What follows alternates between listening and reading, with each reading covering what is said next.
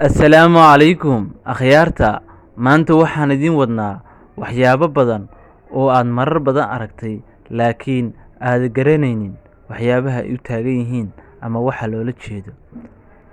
Haddaba waxaa jira ujeedooyin kala duwan oo loola dan leeyahay waxyaabaha ekstaraha ah ee la socda dharkaaga ama waxa hadba aad soo iibsatid. Maxay noqon karaan? Lambarka koowaad waa jaakada badanaa aad ku aragtid laab yar ah oo ay ku leedahay garabka. Maxaad is leedahay waa loola jeedaa laabkaas? Waxaa loola jeedaa laabkaas in lagu ilaaliyo ama lagu xifdiyo boorsooyinka markii aad garabka suranaysid. Shayga labaad ee aad aragto badanaa waa boomaatada oo furkeeda dambe mudac yar aad ku aragtid. Haddaba mudacaas yarkaa maxaa loola jeedaa? Waxaa loola jeedaa mudaca yarkaa in lagu furo boomaatada markii aad furaysid. Haddaba la soco.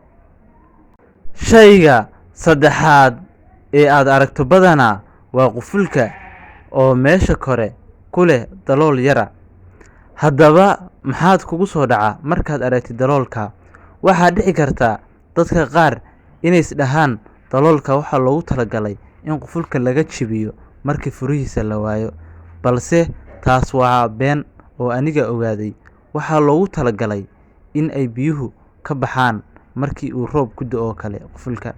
Shayga afraad waa moobilka ama moobiladoo dhanba maxay kaamirada ugu leeyihiin dhinaca bidix. Ma isweydiisay su'aashaas? Weli ma aragtay moobil kaamirada ku leh dhinaca midig? Taas waa waxyaabaha cajiibka ah. Ujeeddada koowaad ee loogu talagalay in bidixda loogu sameeyo moobilka waxaa weeye inaysan gacanta qofka iyo isku aadin kaamirada.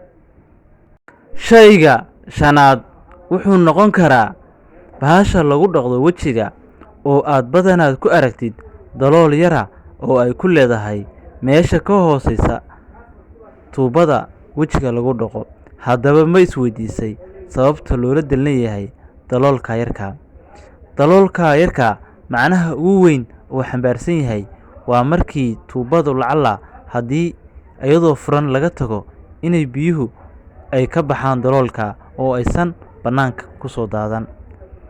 Shayga lixaad muxuu noqon karaa? Badanaa waxaad aragtaa calaamadda yarta oo daboolka ah ayaad aragtaa. Maxay u taagan tahay calaamaddaasi? Balse maxay ku kala duwan yihiin calaamaddaas iyo dheydka? Taasna waan idin sheegi doonaa. Waxay ku kala duwan yihiin calaamaddaas iyo dheydka. Dheydku waa marka uu dhacayo shayga oo dhan, laakiin calaamaddaasi waa shayga intuu furnaan karo ama la isticmaali karo.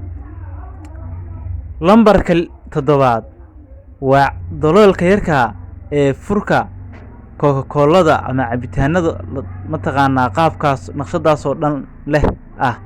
Maxaa loogu talagalay labadaas dalool ee yaryar? Waxaa loogu talagalay in la geliyo bahasha yarta tuubada yar oo lagu cabo cabitaanka. Qodobka sideedaad wuxuu noqon karaa duleelka kabaha buudka labada gees, labada duleel ee kaga yaala labada dhinac. Maxay noqon karaan? Balse maxay u taagan yihiin? Waxay u taagan yihiin inay kabaha soo gasho hawo ama oxygen inay soo gasho kabaha oo qofku ka leyrsado iyo in ay biyuhu ka baxaan.